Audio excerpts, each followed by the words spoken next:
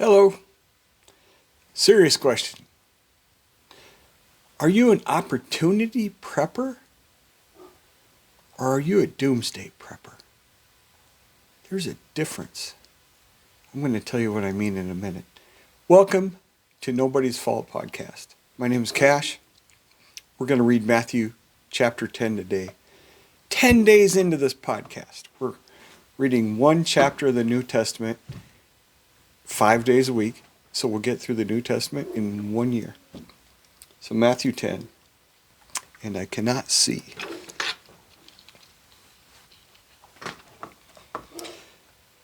Jesus summoned his 12 disciples and gave them authority over unclean spirits to cast them out and to heal every disease and every sickness.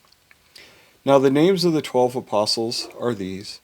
The first, Simon, who is called Peter, and his brother Andrew, and James, the son of Zebedee, and his brother John. Philip and Bartholomew, Thomas and Matthew the tax collector, James the son of Alphaeus, and Thaddeus, Simon the zealot, and Judas Iscariot, the one who also betrayed him. These 12 Jesus sent out after instructing them, saying, Do not go on a road to Gentiles, and do not enter a city of Samaritans, but rather go to the lost sheep of the house of Israel. And as you go, preach, saying, The kingdom of heaven has come near. Heal the sick, raise the dead, cleanse those with leprosy, cast out demons.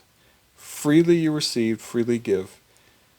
Do not acquire gold or silver or copper for your money belts, or a bag for your journey, or even 2 tunics, or sandals, or a staff, for the worker is deserving of his support.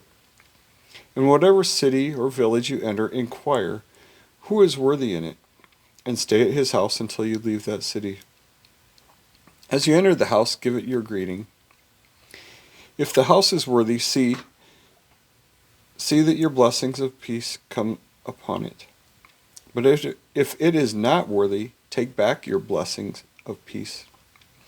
And whoever does not receive you, nor listen to your words, as you leave that house or city, shake the dust off your feet. Truly I say to you, it will be more tolerable for the land of Sodom and Gomorrah on the day of judgment than for that city. Behold, I am sending you out as sheep in the midst of wolves. So be as wary as serpents and as innocent as doves. Be on guard against people, for they will hand you over to the courts and flog you in their synagogues. And you will even be brought before governors and kings on my account, as a testimony to them and to the Gentiles. Excuse me. But when they hand you over, do not worry about how or what you are to say, for what you are to say will be given to you in that hour. For it is not you who are speaking, but it is the Spirit of your Father who is speaking in you. Now brother will betray brother to death, and a father his child, and children will rise up against parents and cause them to be put to death. And you will be hated by all because of my name. But it is the one who has endured to the end who will be saved. But whenever they persecute you in one city, flee to the next. For truly I say to you, you will not finish going through the cities of Israel until the Son of Man comes. A disciple is not above his teacher, nor a slave above his master.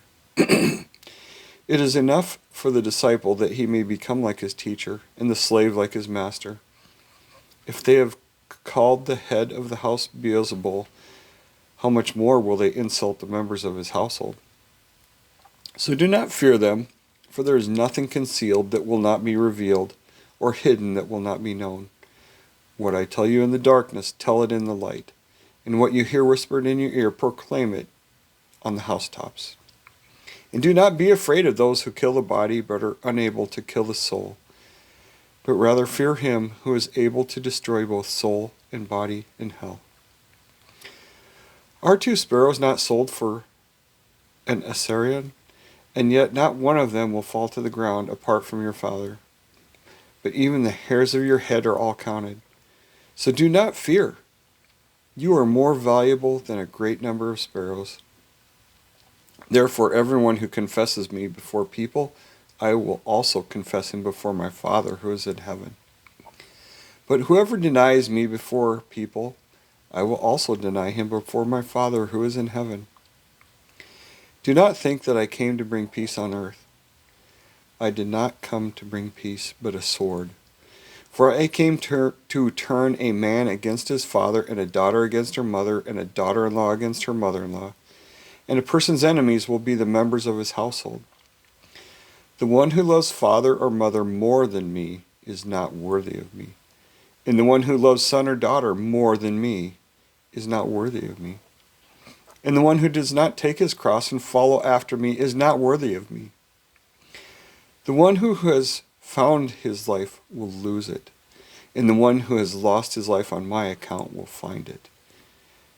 The one who receives you receives me, and the one who receives me receives him who sent me. The one who receives a prophet in the name of a prophet shall receive a prophet's reward, and the one who receives a righteous person in the name of a righteous person shall receive a righteous person's reward. And whoever gives one of these little ones just a cup of cold water to drink in the name of a disciple, truly I say to you, he shall by no means lose his reward.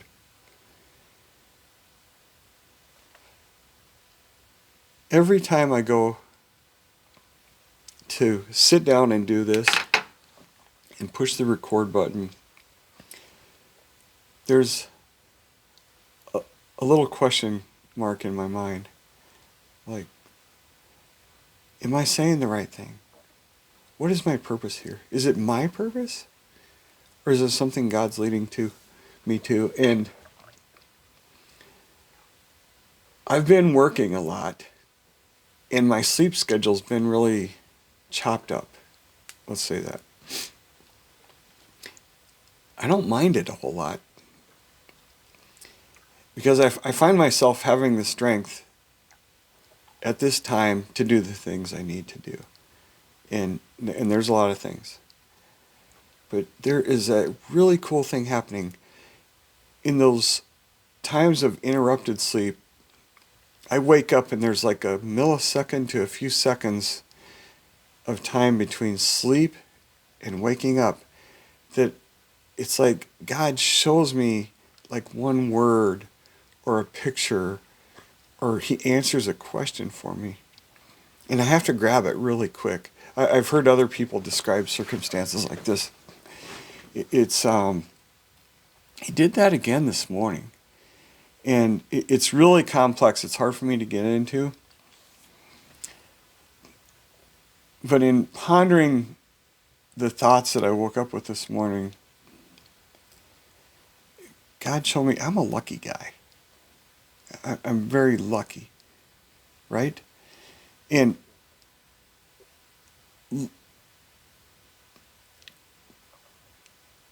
I want to explain luck. I want to explain some thoughts on luck. And what I mean when I say luck, because it's not like a gambler's luck or something like that. I'm going to back up here a little bit.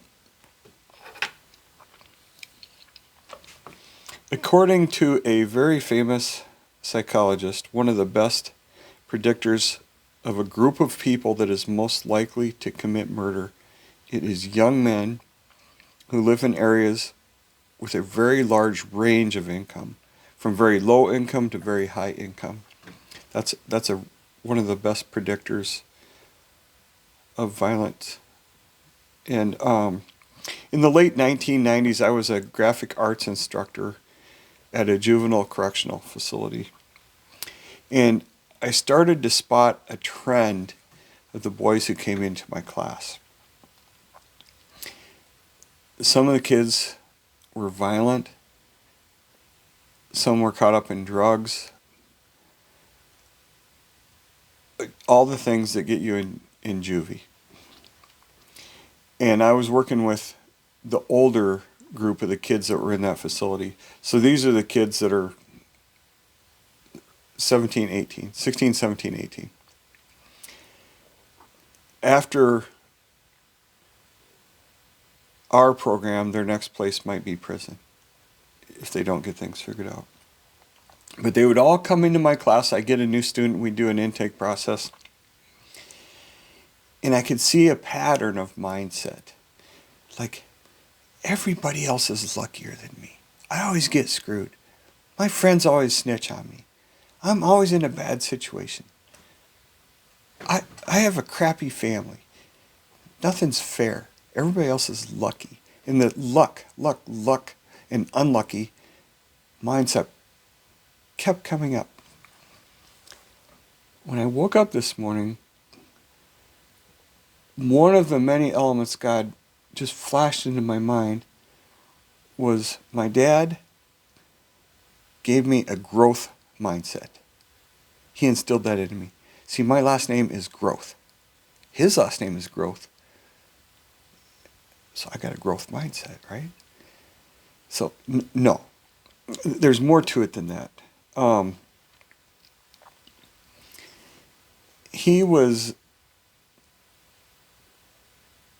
When I was young, my dad was really inspirational to us kids. And he'd say, you can be anything you want to be. You know, you can do this and you can do that. You can be the governor or the president if you want to be. And just whatever path you go down, work hard at it, you'll achieve something. When he was young, he was selling, I had it written on the phone that we're recording on. I had some notes. He used to sell things like, I think, seed packets and greeting cards and different things. He'd go door to door when he was a kid, sell stuff. So he liked sales. Then he becomes an auctioneer. And he always used to say, there's only a couple jobs in the world that have unlimited income potential, and one of them's an auctioneer. So I'm an auctioneer because of that. And he believed he could be the best auctioneer. He was always singing the auctioneer song in the truck, and he's always thinking big things. And in high school, he was the state president of the Future Farmers of America, the FFA, in the state of Iowa. So in center of Midwest, and then he got to do public speaking and things. And he always tried to pass on this optimistic, positive growth mindset, growing. Like, the world is not a fixed pie, where if I take one piece, that somebody else gets less. He believed that you make a bigger pie. You can always grow a bigger pie. The world has unlimited opportunity and resources. He tried to instill that in me, and I believe that. And I could see in these boys just this unlucky attitude. And then one day when I'm at work there, somebody had given me this little calendar. It's like you flip over and there's a new quote every day. One of them just hit me so hard one day. It says, luck is what happens when preparation meets opportunity. I thought, that's brilliant. So I started incorporating part of my intake. I would tell them, you are the luckiest guy here. And they'd look at me kind of crazy. I said, you have an opportunity that I don't even have. And I'm going to tell you what it is. And I made these spreadsheets, and the first 2 hours of my class, I told them, I can teach you how to become a millionaire. It's really simple. I taught them the rule of 72, which talks about how fast money can double. And I printed out these spreadsheets that were amortization schedules. So I showed if you invest $100 a month over time, over your lifespan, it would be really easy for you to become a millionaire. You just invest in the stock market starting at a young age. I said, the secret is I'm already too late for this. I'm too old. Nobody taught me this when I was young enough. You have to start when you're young. Because the biggest compounding happens at the end, right? So to become lucky when you're old, you have to prepare when you're young, right? There's some guys in the Bible that this story worked out that way too. God sent these men in the Bible into things that look tough and hard and difficult to prepare them to be leaders. Think of Moses. He spent 40 years in the desert raising sheep and goats and animals, herding animals, to prepare to lead more than 1 million people through a desert. So Moses may not have felt like he was lucky, but God prepared him. God had a purpose for Moses, an opportunity to serve God, and God prepared him. Same for Joseph in the Bible, King David. There's numerous examples. God would send these people into what seemed like a difficult thing to prepare them for the next phase. I think a lot of people in this day and age right now, we've got rising interest rates, and it's impossible to buy a house, and it's this and that, and the world's coming to an end. It's easy to want to become a doomsday prepper today. Remember how I started out saying, are you an opportunity prepper or a doomsday prepper?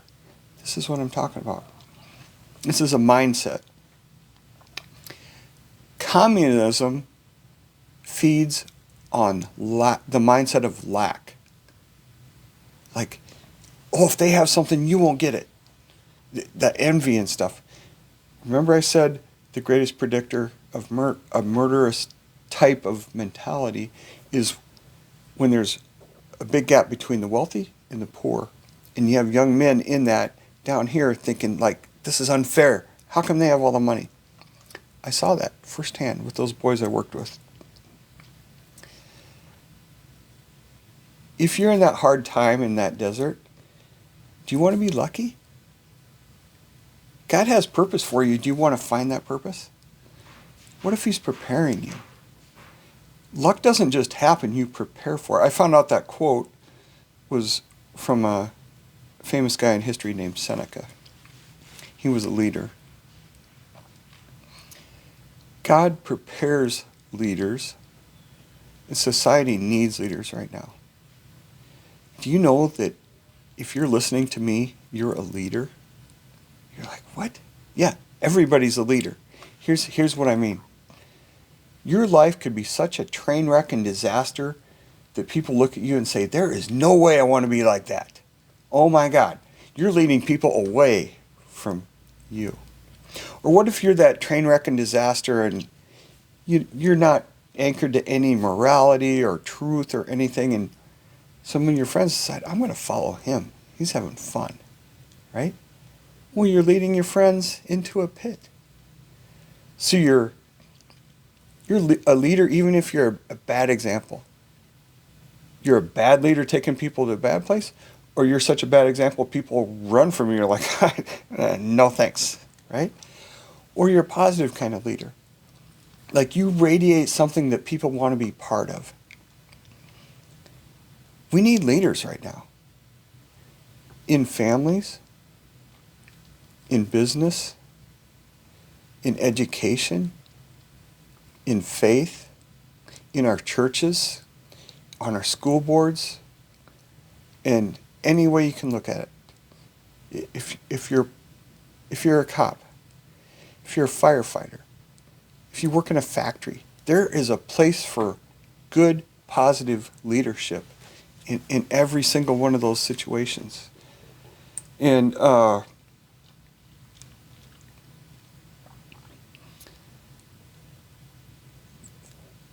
God woke me up reminding me of all the good things my dad tried to encourage us with when I was young.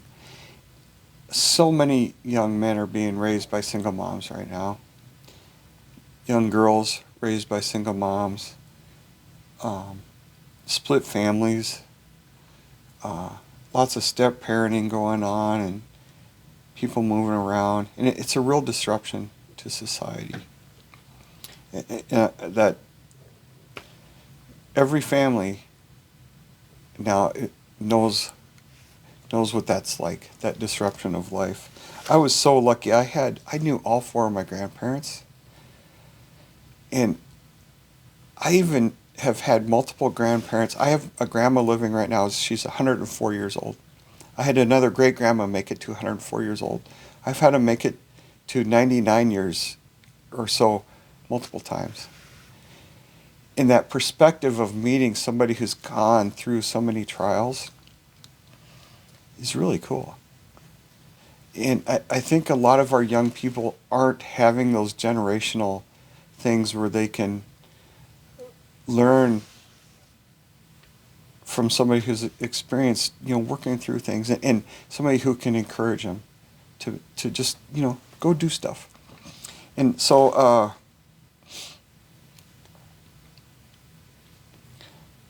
I have a list, I'm not going to read these, of so many things where an opportunity just plopped in my lap. But I was ready for it. And I jumped into it. And crazy things. So you have to recognize opportunity, an opportunity to build someone up, an opportunity to start a business, an opportunity to make a good investment, an opportunity to enter in just like the perfect relationship for you. You have to be prepared. So what are you doing to prepare yourself for God to bless you? God has a million blessings for us all. But we have to be prepared sometimes to receive them, I think. And luck is what happens when preparation meets opportunity. Don't be a doomsday prepper. Yeah, we might be headed towards the doomsday. It could be happening tomorrow. I'm not saying don't prepare. I'm saying don't make that your only mindset. Also prepare for opportunity. Create opportunity. Take opportunities when they present themselves. Be ready. Life is a journey and an adventure in so many different ways. And I woke up today being thankful that my dad gave me that gift of a growth mindset. So thank you, Dad. And I'll see you guys next week. This is 10 episodes in. And we start a new week next week. And over the weekend, I have to figure out how to empty out the memory on my computer and my camera. I'll get that figured out. I'll see you guys next week. Bye.